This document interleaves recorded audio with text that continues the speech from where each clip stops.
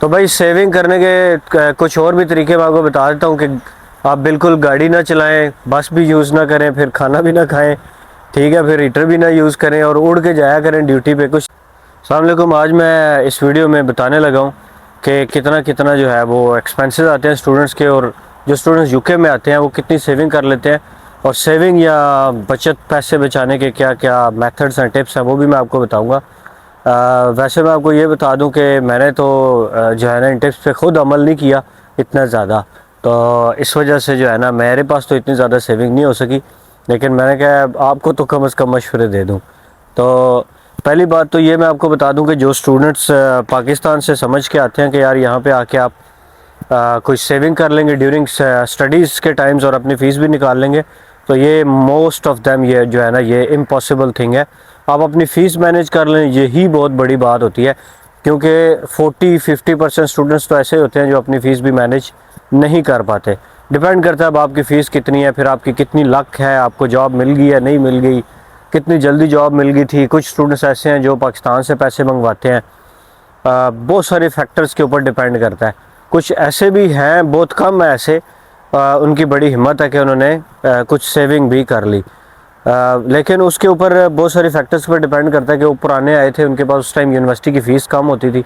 अब यूनिवर्सिटी की जो फ़ीस है वो काफ़ी ज़्यादा हो चुकी हुई है, तो अब इस टाइम जो है आप अगर कह लें कि आप कोई सेविंग कर लेंगे तो स्टूडेंट टेन्योर में ये पॉसिबल नहीं है। लेकिन स्टूडेंट टेन्योर के बाद जब आप PSW में कन्वर्ट होते हैं तो तब आप कुछ सेविंग कर सकते हैं। लेकिन इस दौरान भी जब आप स्टूडेंट हैं, अब इस दौरान भी ज़ाहिर है आपने कोशिश तो करनी है कि पैसे बचें। सेविंग तो नहीं होगी, लेकिन कम पैसे लगाएंगे तो डेफिनेटली तभी सेविंग होगी, और फिर ही आप अपने कुछ एक्सपेंसेस जो हैं वो मैनेज कर पाएंगे। तो मेन जो एक्सपेंसेस होते हैं यूके में, सबसे बड़ा एक्सपेंस होता है वो होता है रेंट का। तो आप कोशिश करें कि आप अगर स्टार्ट में किसी ऐसे घर में रह रहे हैं जिसका रेंट ज़्यादा है, स्टार्ट में तो डेफिनेटली मैनेज करना पड़ता है सब कोई, तो आहिस्ता आहिस्ता आप देखें आपके आसपास जो कुछ ऐसे घर भी होंगे जिनका रेंट कम होगा, तो आप कोशिश करें उस तरह का कोई घर ढूंढें जिसका रेंट कम हो। आहिस्ता आहिस्ता लगे रहें साथ, कोई स्टूडेंट से पूछें, किसी शेयर्ड वाले में चले जाएं, तो वहाँ पे जाके आप जो है ना अपना रेंट सेव कर सकते हैं। जैसे मैं शुरू में आया था तो एक रूम का था 350, लेकिन अभी जिस घर में हम लोग रह रहे हैं वहाँ है एक रूम का 140, पहले 120 था, 140 हो गया। तो बार बार अब लोग ये सवाल भी पूछेंगे इब्रार भाई किधर रह रहे हैं, लेकिन ऐसा नहीं है, हर किसी की किस्मत जो है ना वो मेरे से भी अच्छी भी है, कुछ लोग इससे भी कम में भी रह रहे होंगे डेफिनेटली, लेकिन बहुत कम शाज़ो नादर ऐसे चांस है कि आपको जो है ना इतने का 140 350 तक जो है ना आपको घर मिलता है। इवन मेरे घर के जो साथ वाला घर है ना वो भी 400 बल्कि 450 पे एक रूम लगा हुआ है। तो वो बस सर्च करते रहे कोई अच्छा बंदा मिल जाता है, कोई ना कोई दे देता है। ये तो ये लोकेशन पे समटाइम्स डिपेंड करता है, लेकिन समटाइम्स जो है ना बंदे पे भी डिपेंड करता है। ज़ाहिर है जो महंगे सिटीज़ हैं उनके ऊपर फिर ज़ाहिर है ज़्यादा उनका एक्सपेंसेस ज़्यादा होते हैं। उसके अलावा दूसरा जो मेन एक्सपेंडिचर होता है वो होता है खाने का और ट्रैवलिंग का। जो खाने का है उसको बचाने के लिए बेहतर सबसे बेस्ट हाल यही है कि आप घर से खाना खाएं। अच्छा, इतना ज़्यादा जो है ना वो एक्सपेंडिचर्स नहीं होते खाने के।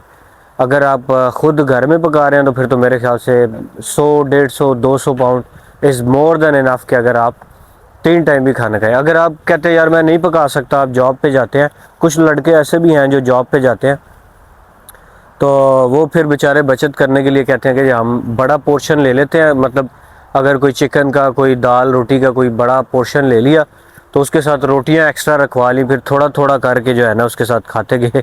ये भी एक बचत का जो है ना मेथड है।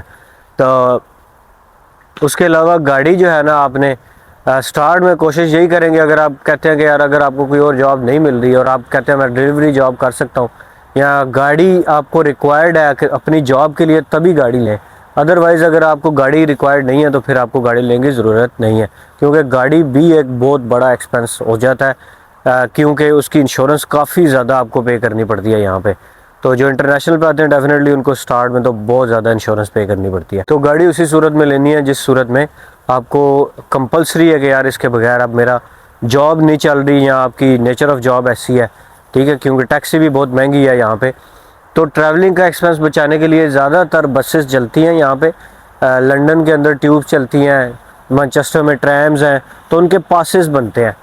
बाज़ औक़ात किसी यूनिवर्सिटी की भी बसेस होती हैं, जैसे नोटिंगम यूनिवर्सिटी है, मैंने सुना है कि उनकी बसेस होती हैं, उनके भी मंथली पासेस बन जाते हैं। इसी तरह जो लोकल बसेस हैं ये चलती हैं स्टॉप टू स्टॉप, इनके भी पासेस होते हैं, स्टूडेंट पासेस भी होते हैं। तो आपने एज सुन एज पॉसिबल जो है ना उनके पासेस के ऊपर आपने कन्वर्ट हो जाना है। फिर ये है कि ट्रैवलिंग एक्सपेंस यूनिवर्सिटी अगर आपका डेली आना जाना है तो उसको बचाने के लिए यूनिवर्सिटी के करीब अकोमोडेशन लें, क्योंकि यूनिवर्सिटी भी अगर आप ट्रैवल करके जा रहे हैं, फिर जॉब पे भी ट्रैवल करके जा रहे हैं, तो फिर तो आपको काफ़ी ज़्यादा एक्सपेंस जो है ना वो ज़्यादा हो जाता है। लेकिन हाँ, अगर ये चीज़ है कि आपकी जॉब पे ज़्यादा दिन है, यूनिवर्सिटी कम दिन है, तो ऐसा भी ठीक है कि आप पहले अपनी जो अकोमोडेशन है वो जॉब वाली जगह पे रख लें और यूनिवर्सिटी फिर आप ट्रैवलिंग कर लें। तो ये ऑल डिपेंड करता है, ये आपको ज़्यादा पता होगा कि किस तरह से ट्रैवल करना है। अच्छा, फिर ये है कि कुछ ऐसी चीज़ें ऐप्स हैं कुछ जिनमें फ्री खाना भी मिल जाता है। वो भी मैंने एक वीडियो भी लगाई थी, ओलियो के नाम से एक ऐप है भाई, खाने के पैसे बचाने हैं वहाँ से भी। मैं जानता हूँ कुछ लड़कों को अपने आसपास, वो वहाँ से मैंने उनको ऐप बताई थी, तो वहाँ से वो काफ़ी हद तक मैनेज कर लेते हैं। फिर हीटिंग जो है वो लड़के यूज़ नहीं करते, जिन्होंने हम लोग घर में हीटिंग नहीं यूज़ करते। मुझे तो वैसे भी जो है ना नहीं लगती इतनी, मुझे ठंड इतनी ज़्यादा फील नहीं होती शायद इस वजह से, तो हम हीटिंग घर में यूज़ नहीं करते।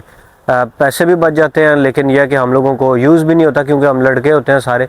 किसी टाइम कोई एक बंदा घर होता है, किसी दिन दूसरा होता है, किसी दिन तीसरा होता है, बाज़ औक़ात कोई भी घर नहीं होता। तो हीटिंग जो है ये वही लोग यूज़ करते हैं ज़्यादातर जिन्होंने इंक्लूसिव बिल वाले घर लिए होते हैं, जिसमें बिल भी शामिल होता है।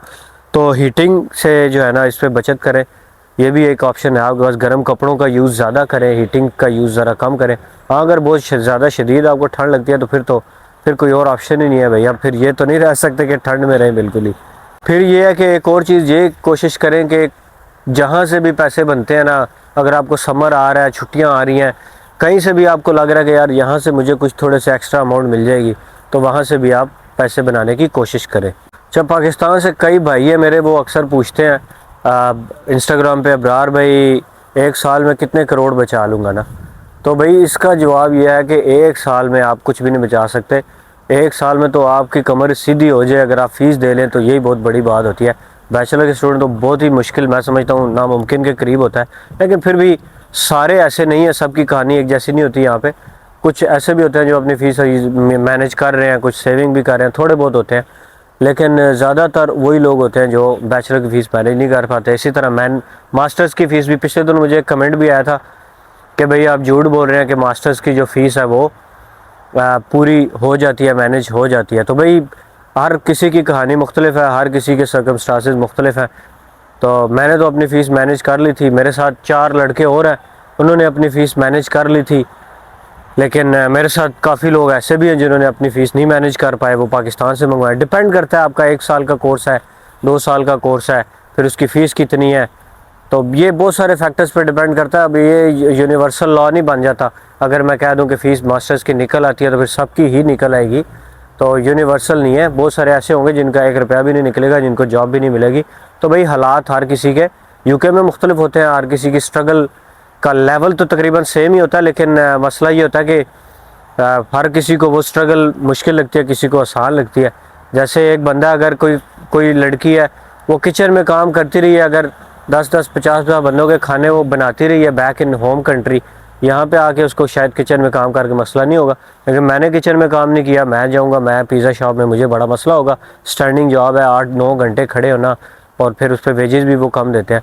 तो मेरे लिए वो स्ट्रगल बहुत हाई स्ट्रगल है, शायद किसी और के लिए ना। इसी तरह कुछ मजदूरी के लोग हैं जो पाकिस्तान मजदूरी करके आए हुए हैं, उनको यहाँ पे मजदूरी करके कोई स्ट्रगल नहीं है। लेकिन मेरी तरह का बंदा जिसने पाकिस्तान में कोई मजदूरी नहीं की, लेविश लाइफस्टाइल में रहा है, वो यहाँ पे आके जनाब शुरू कर देगा मजदूरी, तो फिर उसके लिए तो स्ट्रगल भी होगी। फिर हो सकता है उसकी फ़ीस भी ना निकले, वो उसकी प्रायोरिटीज़ भी फिर वो नहीं बनेगी, वो कहेगा फेडअप हो जाएगा।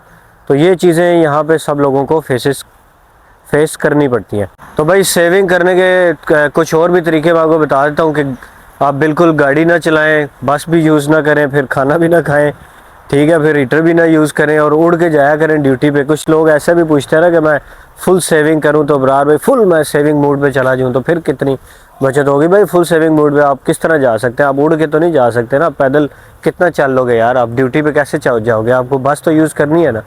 तो वो लड़के इस तरह की मुझे अक्सर चीज़ें पूछते हैं। तो भाई ये जो मैं आपको एक्सपेंसेस बता रहा हूँ, तो ये तो कंपलसरी है। तो थैंक्स फॉर वॉचिंग, मिलते हैं अगली वीडियो में, खुदा हाफिज़। I feel like I'm losing my mind. Is everybody in the world blind?